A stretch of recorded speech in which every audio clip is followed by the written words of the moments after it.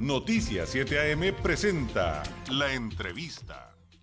Ya son las 8 de la mañana con 20 minutos. Algo que nos importa mucho y nos interesa a todos en el país es el tema de la economía y de ver que no estamos creciendo, que habíamos estado en recesión y después no, nos lo dijeron ya con todas sus letras, gracias a datos del INEGI y demás. Y por eso hemos querido hablar con un experto en la materia para poder entenderle estas cosas, qué proyecciones hay en cuestión económica para 2020. Y en la línea telefónica está el maestro Rodolfo Salazar Ortiz, él es líder del área de procesos económicos y administrativos de la Universidad Iberoamericana, Ciudad de México, Tijuana.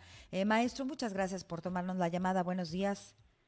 ¿Qué tal? Muy buenos días. Al contrario, muchas gracias a ustedes por la oportunidad de permitirnos estar en su programa. Buenos días. Nos pudiera, yo creo que partiríamos por decirnos cuáles serían los indicadores más importantes para entender cómo estamos económicamente, para quienes no conocemos mucho de economía ya más a profundidad. Pues nos decían que estábamos en recesión, primero entender qué significa recesión, luego que no, que en recesión técnica, y luego nos dicen que no es recesión técnica, que simplemente la economía está estancada. ¿Cómo entender estos indicadores? Así es, partiríamos de las definiciones técnicas. Hay cierta controversia entre los expertos en la materia en definir cuándo hay una recesión. Algunos señalan que para ello se tienen que observar 2 caídas consecutivas al hilo en el Producto Interno Bruto, y otros señalan que serían 3 caídas consecutivas. Pero si lo revisamos en el contexto nacional, tendríamos las cifras de los 3 primeros trimestres del año, que sería de enero a septiembre. En ese sentido, observamos que en el primer trimestre tuvimos una caída de menos 0.2%, en el segundo trimestre fue de crecimiento 0, y en el tercer trimestre nuevamente una caída de 0.2%. En ese sentido, algunos dicen, bueno, es que en el segundo trimestre ni crecimos ni caímos. Bueno, por ahí viene la controversia, y de ahí se deriva que si estamos en recesión o estamos en un proceso de estancamiento económico. Trataré de ampliar un poco más esta situación. Cuando una economía entra en recesión, tienen que darse una serie de factores adicionales, no solo las tasas de crecimiento trimestrales en el cómo se comportan. Tendríamos que observar cómo se comporta el empleo, cómo se comportan los precios, cómo se comporta el consumo, la capacidad de pago de los actores económicos y finalmente el nivel de producción. Si observamos cada una de estas variables en términos de empleo, tampoco se ha observado una caída importante en la generación de empleo a nivel nacional. Por ahí se daban las cifras ahora que se está cumpliendo un año del actual gobierno, que aproximadamente se han generado 800,000 empleos. Efectivamente, sí hay un crecimiento, tampoco hay esa caída importante, aunque si lo observamos en el contexto general, sigue habiendo un déficit en la generación de empleos. Por el tamaño del país, necesitaríamos generar aproximadamente 1.200.000 empleos anuales, considerando además que tenemos un rezago acumulado en generación de empleos de años anteriores. Pues la situación es compleja para el país, y la explicamos en buena medida por todas las personas que trabajan en la economía informal y que a veces no se refleja mucho en las cifras oficiales de empleo. Si lo vemos en términos de precios, el comportamiento de los precios, y la referencia es índice de precios al consumidor, el principal indicador, vemos que tampoco se observa una inflación generalizada o un incremento importante en los precios. Podríamos decir que estos se mantienen estables. En términos del consumo, observamos que en algunos casos se registran caídas importantes. Seguramente todos hemos estado viendo las noticias de los resultados de ventas de la industria automotriz. Por ejemplo, en los últimos meses se han registrado caídas muy importantes. Se veía ya unas cifras del cierre de noviembre que manifestaban las automotrices que en lo que va del año se han vendido menos 100,000, una una caída de 100,000 autos que se han dejado de vender. En ese sentido, también observamos bajo dinamismo en las ventas minoristas, y esto explica en buena medida también por qué ese impulso a las compras de estos programas del Buen Fin, que tratan de impulsar, de recuperar la capacidad de venta de las empresas, y finalmente la capacidad de pago de los actores económicos. Según las cifras, todavía no se registran caídas importantes o cifras que preocupen, por ejemplo, en términos de cartera vencida. Más o menos la cartera vencida de los bancos anda entre el 2.5 y 3% de los créditos totales. No hay cifras preocupantes. Y en cuanto a nivel de producción, observamos el crecimiento de las actividades económicas de manera diferente. Por ejemplo, el sector primario, es decir, agricultura, ganadería, pesca, está creciendo más o menos a una tasa del 5%. Sin embargo, las actividades secundarias y las terciarias se observan caídas importantes, especialmente en la actividad industrial, en la actividad petrolera y en la terciaria, en la actividad de los servicios, en turismo y en el comercio. Este es el contexto general y es donde podríamos ubicar, por ello, que no precisamente estaríamos hablando de una recesión en términos técnicos, pero sí de un importante estancamiento de la actividad económica. Estamos platicando esta mañana con el maestro Rodolfo Salazar Ortiz, líder del área de procesos económicos y administrativos de la Universidad Iberoamericana, Ciudad de México, Tijuana.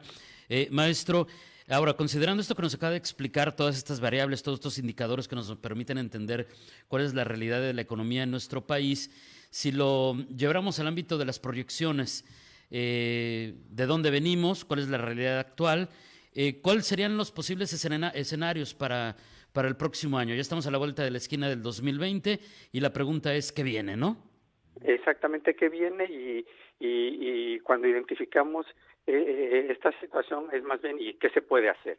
En ese sentido, las previsiones tampoco son muy halagüeñas en ese sentido. ¿Qué podríamos esperar de estar en un crecimiento prácticamente de 0%? La perspectiva de los expertos en la materia señalan que si bien nos va, el país estaría creciendo en una tasa cercana al 1%, siempre y cuando se impulsen indicadores, se impulsen más bien variables que contribuyen de manera importante al crecimiento económico. Una de ellas es la inversión pública.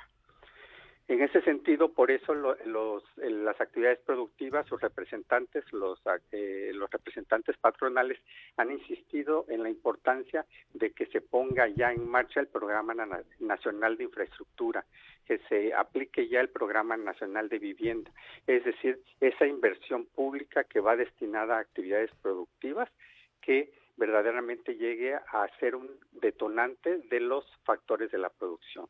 Creo que ahí es donde se tendría que impulsar.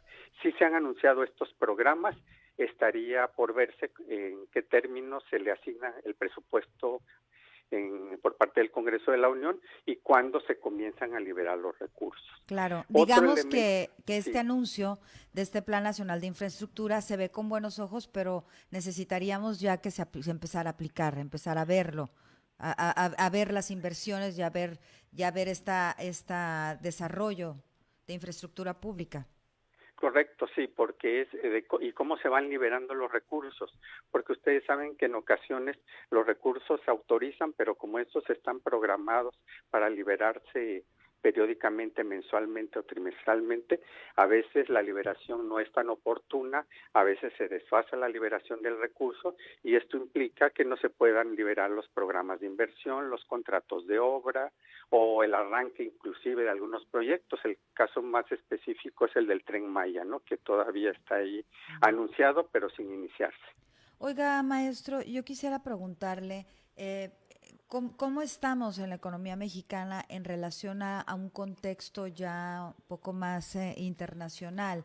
Es decir, nosotros estamos sufriendo el cambio de régimen que se tuvo en el gobierno federal, porque creo que no fue un cambio solo de partidos, sino de política pública, una visión distinta de país. ¿Es consecuencia de esto o estamos viviendo esto también en otros países? Creo que toda esta situación por la que estamos pasando definitivamente está enmarcada en un contexto nacional y obviamente en un contexto internacional donde todas las variables obviamente le abonan a lo que ocurre en el país. En ese sentido, si respondiendo a su pregunta, si observamos qué está pasando en el plano internacional, efectivamente también el escenario no es nada alentador. Vemos que hay una serie de países que anteriormente eran los motores de la economía mundial, por ejemplo Alemania, que también ya entró en recesión, está operando con tasas de interés negativas para tratar de impulsar su economía. Ustedes saben los problemas que hay en Europa en el caso del Brexit, que no se formaliza. Estados Unidos manteniendo una tasa de crecimiento de aproximadamente 2%, pero para ello ha tenido que bajar de manera importante sus tasas de referencia. Observamos que la Fed hoy por hoy tiene tasas de entre 1.5 y 1.7%. Por ejemplo, si las comparamos con las de México, en México hoy estamos a 7.25% la tasa de referencia. Todavía sigue siendo una tasa muy alta en comparación a la internacional. Pero bueno, si nos regresamos al escenario internacional, también observamos una economía japonesa que tiene 20 años sin crecer y una economía china que es muy importante hoy por hoy como motor también de la economía mundial, que también, si bien sigue creciendo, que antes lo hacía en tasas cercanas al 10%, hoy por hoy anda creciendo entre el 5 y el 6%. En ese sentido, tratando de englobar el panorama, México se está enfrentando a un escenario económico internacional recesivo y donde persiste también una guerra comercial que aún no se resuelve entre China y Estados Unidos. Que por cierto sería un tema muy interesante para desglosar y entenderlo. Maestro, le queremos agradecer enormemente la explicación, el que nos ayude a entender qué es lo que está pasando con la economía mexicana y los posibles panoramas. Se nos acabó el tiempo, le agradecemos enormemente y esperamos poder volver a platicar con usted muy pronto. Gracias y muy buenos días. Y gracias a ustedes. Buenos días.